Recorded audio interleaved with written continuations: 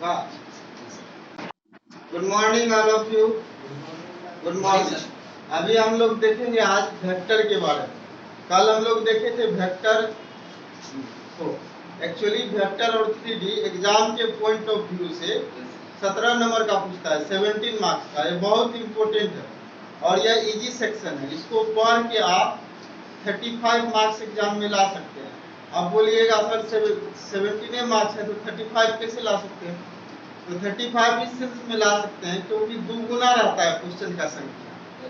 तो इसीलिए आप ये सेक्शन यदि आपका मजबूत है तो इसमें आप इतना अच्छा स्कोर कर सकते हैं। और यह बहुत इजी सेक्शन है। कैलकुलस मतलब डिफरेंशिएशन और इंटीग्रेशन से बहुत आसान है। तो कल हम देखे थे लास्ट क्लास में कि वेक्टर क्या होता है और कितने प्रकार का होता है, ये सब चीज हम लोग देखे थे। उसके बाद यह भी देखे थे कि मैग्नीट्यूड हम लोग कैसे निकालेंगे। तो यहाँ पे उसी प्रकार का आज हम लोग वॉल्यूम 2 एनसीईआरटी एक्सरसाइज 10.2 का क्वेश्चन नंबर 1 से देखेंगे। क्या है यार 10.2 का? आप देखिए यहाँ जैसे आप लोग देख रहे हैं कि ए नंबर में यहाँ सवाल है आई प्लस जे प्लस के, इसका मैग्नीट्यूड निकालना है। क्या निकालना है? इसका मैग्नीट्यूड निकालना है। तो मैग्नीट्यूड के लिए क्या होता है? इसका मैग्नीट्यूड मतलब मॉडुलस। तो बताए थे आई कैप जे कैप के कैप का जो कोफिशिएंट होगा उसको स्क्वायर करके क्या करेंगे? जोड़ देंगे। इसका कोफिशिएंट आई कैप का क्या है? 1 1 1 1 का स्क्वायर 1 का स्क्वायर रूट 3 हो गया।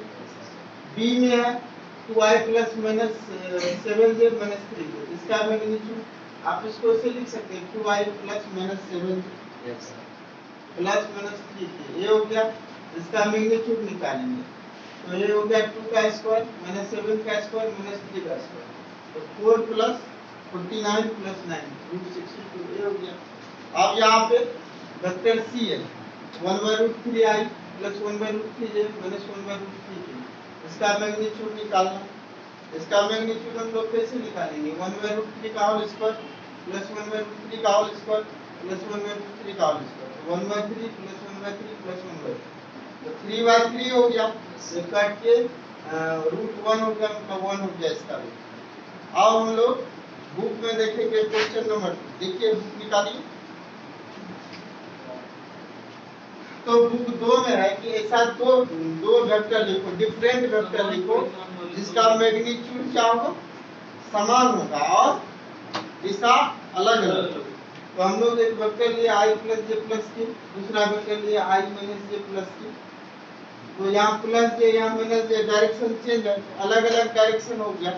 इसका एग्जांपल और भी कुछ हो सकता है, अपने मन से कुछ भी ले सकते हैं। ध्यान ये रखना है कि डायरेक्शन में चेंज होना चाहिए और वैल्यू ऐसा लेंगे जिसका मैग्नीट्यूड मॉडुलस का मान बराबर होना चाहिए। तो इसका मोड निकालेंगे तो कितना है? √3 और b का मोड निकालिएगा तो क्या होगा? √3। तो ये हो गया। अब क्वेश्चन नंबर 3 में क्या करा? राइट टू डिफरेंट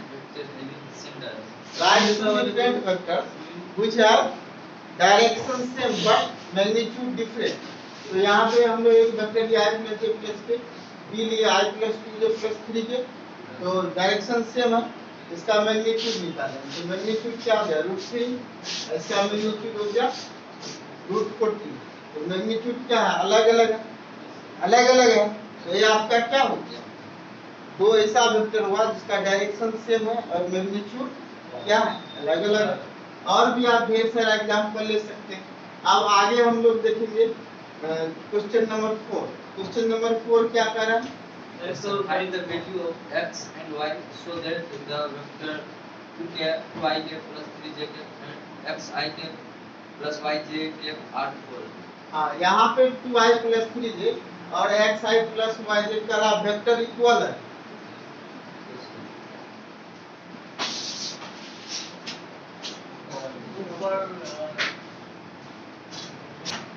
तो यहाँ पे हम लोग देख पा रहे हैं, आपको ऐसा क्वेश्चन दिया हुआ है कि दो vector 2i plus 3j equal to xi plus yj, ये क्वेश्चन में दिया हुआ है कि दोनों इक्वल वेक्टर हैं और क्वेश्चन इस तरह से पूछ रहा है कि x के किस मान के लिए ये दोनों वेक्टर बराबर होगा। तो हम लोग लास्ट क्लास में पढ़े हैं कि इक्वल वेक्टर कब होता है? जिसका परिमाण और डायरेक्शन सेम परिमाण और दिशा बराबर होगा, वो क्या होगा? इक्वल वेक्टर होगा। तो यहाँ तो दिशा दिखिए रहा है, प्लस आई प्लस आई प्लस जे प्लस के, तो एक्स के जगह 2 लेंगे तभी ना इक्वल वेक्टर होगा।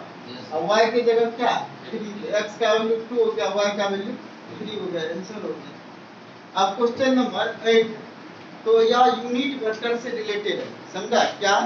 यूनिट वेक्टर से रिलेटेड है। हम लोग लास्ट क्लास में पढ़े थे ए कैप, यूनिट वेक्टर को हम लोग ए कैप से डिनोट करते हैं। एग्जाम में डायरेक्ट फार्मूला पूछता है, A cap equal to vector A by magnitude plus. Exam में फार्मूला ही पूछ देगा आपको, 1 मार्क्स का आ जाएगा, समझे? वो याद रखिएगा, उसी को ठोक दीजिएगा, वो आपको नंबर आ जाएगा, है ना? तो यहाँ पे हम लोग देख रहे हैं पी क्यू, 2 पॉइंट दिया हुआ, उसके बाद कह रहा है मतलब इसका यूनिट वेक्टर निकालना है। तो हम लोग क्या किए, पहले पॉइंट पी है, एक क्यू है, पी से क्यू वेक्टर। तो यहाँ पे इनिशियल पॉइंट, जहाँ से पॉइंट शुरू होता है, चलना शुरू करते हैं हम लोग, उसको इनिशियल बोलते हैं। तो जहाँ तक जाते हैं वो क्या होता है, फाइनल होता है। तो ये पॉइंट हो गया x1 y1 z1, ये हो गया x2 y2 z2।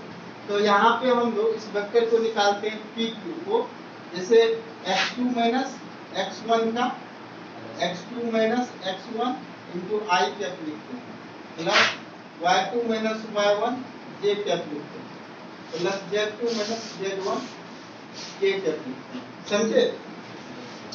तो यहाँ पे क्या हो गया, 4 में से 1 गया, 4 माइनस 1 आए, 5 माइनस 2 जे, 6 माइनस 3 के, ये हो गया। तो ये हो गया 3 आई प्लस 3 जे प्लस 3 के।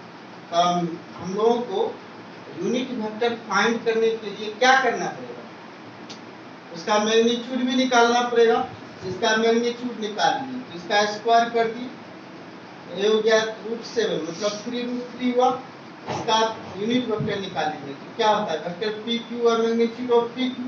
तो पी क्यू वेक्टर ए है, मैग्नीट्यूड ए है, इसको अलग अलग किए, 3 कट गया तो 1/√3 आई प्लस 1/√3 जे प्लस 1/√3 के हो गया।